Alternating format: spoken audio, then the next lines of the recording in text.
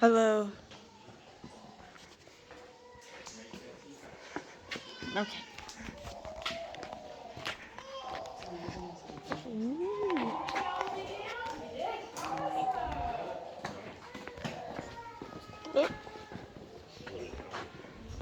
Oh, yeah, that too.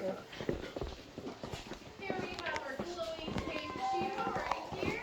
And this is Oscar. Over here they are stalagmites. So we dry up from the floor and they grow very, very slowly. About 1,000 years for 1 cubic inch. And Mr. Oscar is being dripped upon by this little soda straw every 3 to 4 seconds. Every time that happens, a little tiny bit of calcite is deposited. So just very, very slowly over time. You can see there's lots of different soda straws. All those skinny little straws are indeed hollow. When they get clogged up, they become a cave carrot just like this. They continue to get fatter, then they are stalactites that's hanging tight to that ceiling. I mean, they don't look like straws, but they do look frozen in soda foam. Yeah, they do. Yeah, they're made out of calcite. So pretty much every single formation here is just calcite. They're called straws because they look like straws. Just be careful down the stairs. It's really wet and slippery.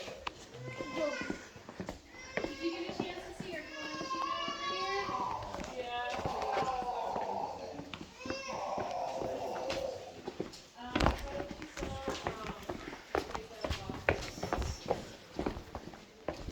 Dang, that's wet. It's like, what the? Alright, there is water in here. It's drippy as heck. Because it's a cave. Yeah, but I never expected it to drip this much. I almost bumped my head into this thing. Yeah. Oh, shut up, Cruella. Careful. I don't give you consent to record you. I'm sorry. I didn't record you. So when you go down, you'll see inside this railing there's a red light. And we have a pretty specific red light down there. We have the original entrance to the cave. Before, we didn't have that tunnel up there. Those doors are natural tree formation, unfortunately. Feels good. I don't feel. It feels normal. It feels like warm. It feels warm. It's not cold and it's not hot. So I called it neutral. It feels neutral. Until about 1960. Hello guys, so on your way down, I'll have y'all pause right here for a second. We're gonna wait for our next group to come up out of the room down there, and like I said, y'all down. Alright, sir. So it's given a little bit of history about the cave. So this room was discovered in 1960, 65 years after the original fairy caves were discovered. And so the story goes, there were people up there exploring the fairy caves. This was back when they were a wild cave. So there was not any regulation on it at all. People could just go up there and explore the cave as they wanted. And so we had 3 cavers come up from Denver. A man named Peter Pan Preble, kind of funny given the whole fairy caves nonsense, right? And then the 2 Bobs. So Pete and the 2 Bobs were up there exploring.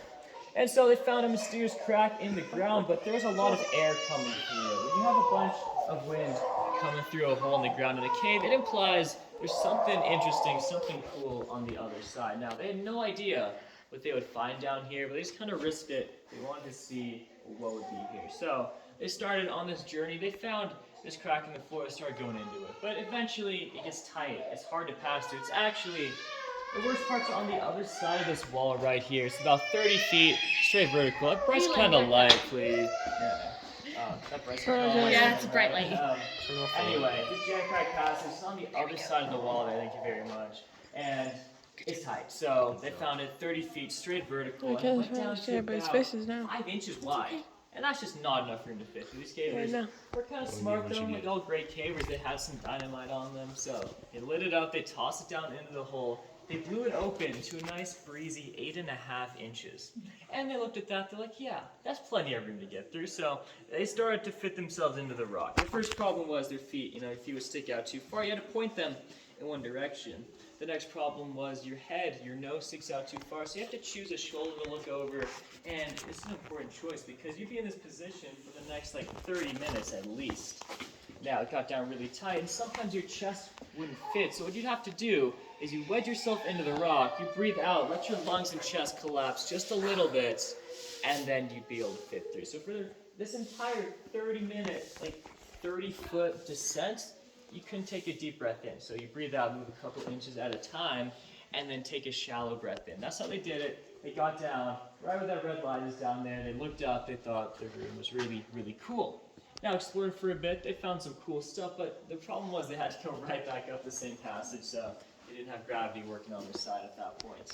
But right after they got out, pretty much, they bought the property because they thought it was so cool, they held on to it for a while, had it locked down.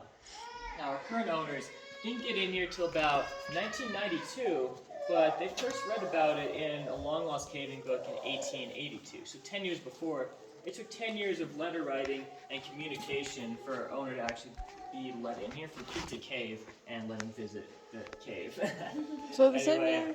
it was kind of a weird like time two. because he always caved in groups of 3. So Steve could go. He had to fly a random doctor down in Texas, and he was the only able-bodied and minded person left who could actually guide him to this room. That was 2. He always caved in groups of 3. So instead of getting one of his caving friends to come with or something, he actually asked his girlfriend out to come to the cave with him. And this was their second date ever. And they went through that crazy jackrabbit passage that I talked about. So here's the problem also. She was claustrophobic, and she realized that about an hour into this 3-hour adventure, so I'm sure that would have been fun for her. She came up though, she got to see the entire cave. She was blown away by the amount of stairs in here. Not really, they didn't have the stairs in here yet. They thought it was really cool though. So they got back out, they started working with the owner. He eventually got the property on lease in around 1998, put in the tunnel, the doors, the stairs, open for public cave tours Memorial Day weekend 1999. And so all of the wooden stairs are original stairs and infrastructure put in by volunteers. Because the 2 of them couldn't do it on their own, they needed some help to do it. But that's pretty much the story of the cave. Thanks for being patient, guys. Perfect timing because our next group is headed up right now. So eventually when they come up here, y'all can go ahead, head down, and check out the room at the bottom. I think it's pretty cool. One heck of a second date. What's up? One heck of a second day. Right? And luckily they got a 3rd and a 4th and a 5th because they are married now. She didn't break up with him even though she probably got really, really scared in the cave. This with the red light. Yes. I'll get down in a second. We've got to switch places. But essentially, the red light's the original entrance to the cave. So, a tunnel up there. The doors weren't always there. People had to come from the fairy caves above us, spend a couple hours crawling through the cave, one really, really tight passage, and then they'd make it out right down there. So, it was really hard to get in here. That's why it took people like 65 years to actually go from the fairy cave and figure out if they could get down into here. And that's why this room's so cool. It's so well protected. None of the formations are really broken in great condition. No one has really been down here for a long time. Excuse me? I was in here at 1:15. So I've been here for like an hour. Yeah.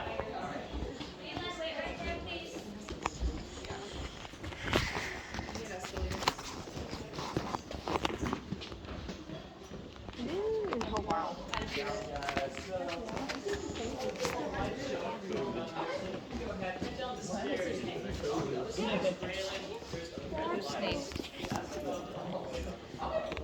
That's pretty neat. I don't trust these stairs. I do. Don't care. Oh my god. Whoa. Guys, right now this is my eyesight. To the final destination. Yeah, it tells you how. We Oh, cannot yeah, that's touch right. the cave if you were planning on trying Sorry, I to do forgot. that. Yeah, not touch the cave. Thank you very much.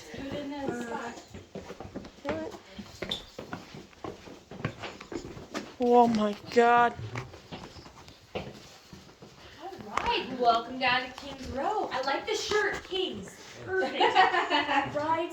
Totally why I wore it. Yes, I'm sure you were planning ahead. Alright.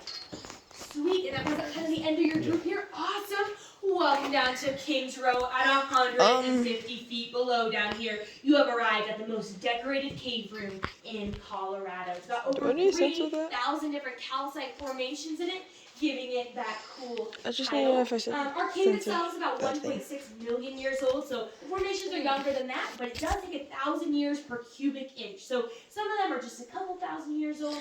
Don't know if I need a sensor for that. For a long time. Lots of awesome stalactites like that one over there, and some pretty cool stalagmites. Along with this one, where a stalactite and a stalagmite got in a stalagmite right about there. We call that a column, because that's what you call them when they get in a stalagmite. You can have a little bit of that cave imagination. We've got this guy in the back with a big open mouth, cheek, nose, eye. We've got Cave Kong screaming out in the rock back there, so he's pretty sweet. We've got Jabba the Hutt over here in one of our oldest cave formations, hanging out, if you know who that is.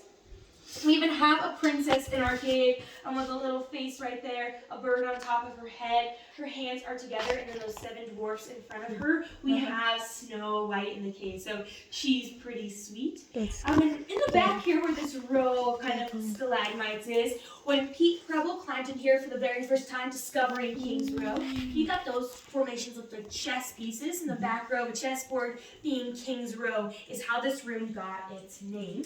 Alright, and way over to your left, we also have Pillsbury Doughboy stuck in the dough with a face and arm and a leg there. Alright, and our drooling crab with some claws, some eyes, and drool coming out of his mouth, hungry for that Pillsbury Doughboy. But of course, he's going to be drooling for eternity because they are both stuck in stone. Alright, so this incredible cave room looks pretty cool with the lights on, but even cooler in the dark or its natural environment. So we're going to check that out.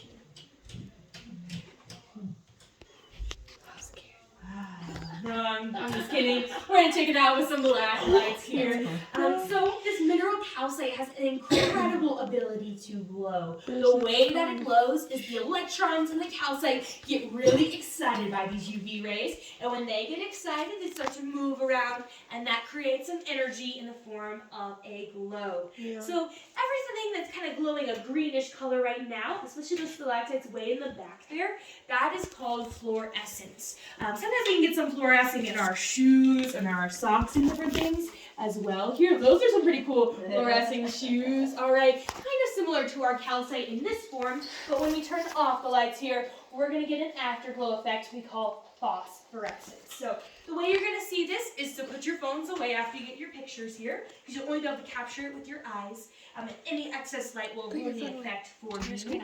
Alright, Earth-made glow stick effect. In our whole cave, we saw a lot of calcite today. The only way to see it glow like that is to be in the dark, though, so that's why we check it out down here in Kings Row. Alright, other than that, the end is kind of the beginning today, kind of with the stairs here. Do you have any other questions, or you're welcome to take some more pictures, or anything like that? No.